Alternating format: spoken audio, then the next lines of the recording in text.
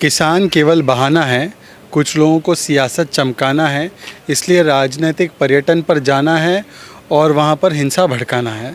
राजनीतिक पर्यटक राहुल गांधी और प्रियंका वाड्रा से पूछा जाना चाहिए कि राजस्थान में हनुमानगढ़ में किसानों को बर्बरतापूर्वक पीटा गया तो वहाँ तक नहीं पहुँच पाई मंडली।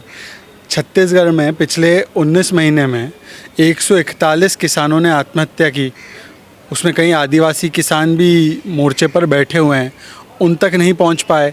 ना वहां के मुख्यमंत्री को फुर्सत है कि उनको मुआवजा दें। पंजाब में पिछले 4 सालों में 700 किसानों ने आत्महत्या की, पर चन्नी जी जो है 50 लाख रुपए उत्तर प्रदेश में दे रहे हैं। पंजाब के कितने किसानों को ये मुआवजा दिया? तो मुझे लगता है ये केवल राजनीतिक पर्यटन है और किसानों की और जो अन्य लोग वहाँ पर दुर्भाग्यपूर्ण वर्ष एक दुर्घटना में एक मामले में जिनकी जान गई है उसके ऊपर सियासत करके राजनीतिक रोटियों को सीखना और राजनीतिक फसल लेने की कोशिश करना ये दुर्भाग्यपूर्ण है। लेकिन सर, जिस तरह से प्रियंका गांधी कल का इंटरव्यू देखें, प्रियंका गांधी कह रही थी कि मैंने आईजी से बात की, मैं बीजेपी कार्यकर्ताओं के घर भी जाना चाहती थी जो इस घटना में ख़त्म हो गए हैं। सर, प्रियंका गांधी का कहना कि बीजेपी कार्यकर्ताओं से मैं मिलना चाहती थी, आईजी मना कर रहे थे कि वो मिलने नहीं दे रहे हैं, इसको आप कैसे देखते हैं? देखिए, पहले तो प्रियंका वाड्रा वहाँ पर ये नकली सहानुभूति दिखाने के बदले ये बता दे कि जो शुभम मिश्रा जी को मारा गया उसमें उन्होंने नाम उनके पिता ने तेजिंदर विर्क का लिया है, और तेजिंदर विर्क वो व्यक्ति है जो समाजवादी पार्टी से जुड़ा है, परंतु उसको किसान नेता के तौर पर प्रस्तुत किया गया। तो क्या तेजिंदर विर्क की गिरफ्तारी की बात प्रियंका वाड्रा और अखिलेश यादव कर रहे हैं? नकली सहानुभूति दिखाने से कुछ नहीं होगा। अगर असलियत में उनको इतनी चिंता है तो पहले दिन जब ये वीडियो वायरल हुए और वीडियो में दिखाई दे रहा था कि हरिओम मिश्रा, शुभम मिश्रा, वहाँ पे अन्य लोग, रमन कश्यप, ये सारे लोग, इनको मारा गया, पीटा गया, माफ़ी, वो कह रहे थे हमें छोड़ दीजिए, कृपा कीजिए, तो उनके लिए तो कुछ नहीं कहा। उनको उल्टा एक तरीके से अराजकतावादी और आतंकवादी बताकर जो बाकी के लोग किसान मारे गए केवल उनकी बात किसने की? तो ये एक नकली सहानुभूति है। और प्रियंका वाड्रा अगर सच में उनको इनके लिए चिंता है तो बताइए, प्रियंका वाड्रा फिर 26 जनवरी को जो हुआ जिसमें तिरंगे का अपमान किया गया, तो 400 हमारे पुलिस वालों को घायल करने का काम इन तथाकथित किसान नेताओं ने किया, क्या उनके घर जाएंगी? जब पंजाब में और कर्नाटका में भारत बंद हिंसक हुआ और उसमें भी हमारे जवानों को, हमारे जो वर्दी पहनने वाले अफसरों को इन तथाकथित किसानों ने पीटा, ट्रैक्टर चढ़ा दी, तो क्या उनके घर भी जाएंगी? बार बार उन्होंने ऐसे आंदोलन का बचाव किया। और कल तो राकेश टिकैत ने कहा कि भिंद्रन वाले संत हैं, ये वही भिंद्रन वाले और खालिस्तानी लोग हैं जिन्होंने इंदिरा गांधी को मारा। तो क्या प्रियंका वाड्रा खंडन करेंगी इनका? तो ये नकली सहानुभूति ना दिखाए। अगर असलियत में सहानुभूति होती उनको तो वो राजनीति नहीं करती इस पूरे मुद्दे पर। लेकिन सर, आपने देखा जिस तरह से पंजाब के सीएम चन्नी साहब ने भी 50 लाख रुपए दिए, छत्तीसगढ़ के सीएम भूपेश बघेल ने भी 50 लाख रुपए दिए, योगी आदित्यनाथ ने 45 लाख रुपए दिए। इस पर भी सवाल खड़ा किया जा रहा है कि इतना कम क्यों और दूसरे राज्य के सीएम पैसा दे रहे हैं।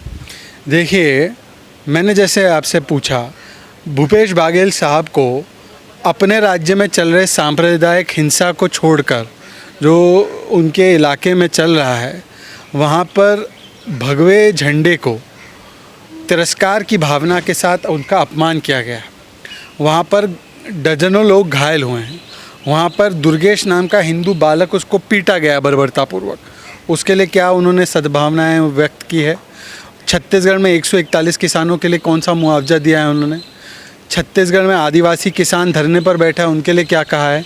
और जो पंजाब के मुख्यमंत्री है उनकी भी कारगुजारियाँ मैंने बताई है आपको। 700 किसानों ने आत्महत्या की है 4.5 साल में कांग्रेस के राज्य में, तो कितने मुआवजे दिए हैं?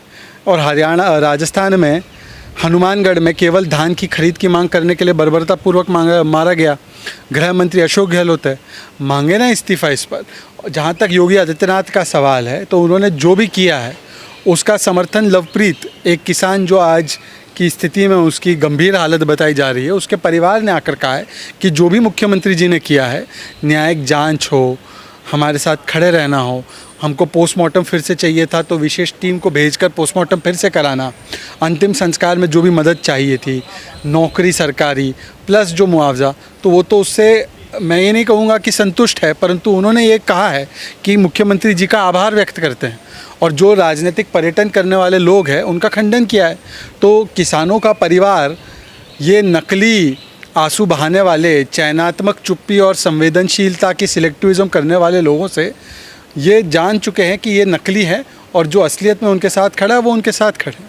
सर राकेश टिकैत इस समय बड़ा एक्टिव हैं, वो कह रहे हैं कि पहले केंद्रीय गृह राज्य मंत्री अजय मिश्रा टेनी का इस्तीफा दिलवाया जाए, उनके बेटे को गिरफ्तार क्यों नहीं किया जा रहा है, पुलिस कुछ नहीं कर रही है, खाली देख रही है खड़े होकर। देखिए राकेश टिकैत जी कुछ भी कह सकते हैं। राकेश टिकैत जी वो व्यक्ति हैं, उन्होंने मीडिया के बारे में क्या टिप्पणी की थी। राकेश टिकैत जी ने 26 जनवरी के हिंसा के पहले भी किस तरीके से लोगों को भड़काने का काम किया था। राकेश टिकैत जी की इस देश की कानून व्यवस्था में वैसी कोई आस्था नहीं है। सुप्रीम कोर्ट बार बार कह रहा है कि क्या ज़रूरत है प्रोटेस्ट की, हमारे पास आप आ चुके हैं, हम इसका फ़ैसला करेंगे। सुप्रीम कोर्ट ने कानूनों पर स्टे लगाया है। तो राकेश टिकैत जी जब सुप्रीम कोर्ट की नहीं मानते तो वो बाकी जो एजेंसियाँ अपना कानूनी काम कर रही है वो उनकी कैसी बात मानेंगे। उनका तो मकसद केवल यही है कि मोदी विरोध में किसानों को भड़काया जाए, भ्रमित किया जाए और उसमें अगर देश की व्यवस्था में कोई कठिनाइयाँ भी आती है तो उनको उससे कोई चिंता नहीं है। सर मैं लास्ट क्वेश्चन पूछना चाहूँगा, टीएमसी के सांसद भी पहुँच गए हैं लखीमपुर खीरी, किसी को पता नहीं चलता है, अंधेरी रात में पहुँच जाते हैं। टीएमसी आखिर करके उत्तर प्रदेश में इतना इंटरेस्ट दिखा रही है। देखिए मैं तो टीएमसी के सांसदों को कहूँगा कि उनको चुपके लखीमपुर पहुँचने से अच्छा उनको खुलेआम सरेआम बंगाल में घूमना चाहिए और जहाँ जहाँ बंगाल में राजनीतिक हिंसा, प्रायोजित हिंसा टीएमसी के गुंडों ने की है, जिसको उन्होंने संरक्षण दिया है, जिसको पुलिस ने एक तरीके से दबाने का काम किया है और जिसके विषय में कलकत्ता हाई कोर्ट ने संज्ञान लेते हुए मामले की जांच सीबीआई को दी है, स्पेशल इन्वेस्टिगेशन टीम को दी है, उसके पास उनको जाना चाहिए। और उन बेचारे लोगों की गलती केवल इतनी थी कि उन्होंने ममता बनर्जी को वोट न करते हुए, वो एक समुदाय, एक विचारधारा के लोग होने की वजह से उनके ऊपर जो इस तरीके का आक्रमण किया गया, तो उन लोगों के पास उनको जाना चाहिए। अपने राज्यों की परेशानियां छोड़कर दूसरे राज्यों में अपनी राजनीतिक फसल को उगाने के लिए जाना, मुझे लगता है कि लोग भी समझ में उनको आ रहा है। ये वही लोग हैं टीएमसी के जो बिहार और उत्तर प्रदेश की जो जनता बंगाल में रहती है उनको भारी भारी कहते हैं, उनको गुंडे मवाली कहते हैं। ममता बनर्जी कह रहे हैं कि उत्तर प्रदेश सबसे अराजक प्रदेश है, कैसे देखते हैं?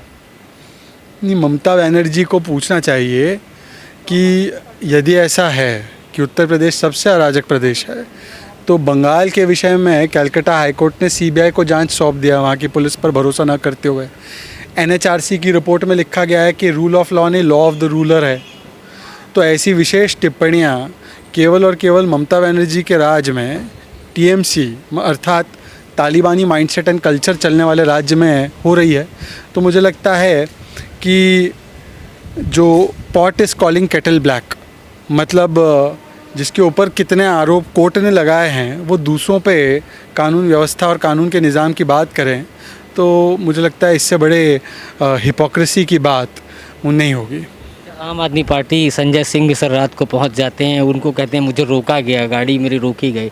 आम आदमी पार्टी पंजाब में जिस तरह से आप देख रहे हैं, उत्तर प्रदेश में इंटरेस्ट क्यों? नहीं, वो ऐसा है कि कुछ लोगों का विशेष इतिहास ऐसा रहा है कि पता नहीं चलता कि किन कारणों की वजह से जा रहे हैं। तो हो सकता है कि उनके विशेष इतिहास को देखकर ऐसा हो कि रोका गया हो।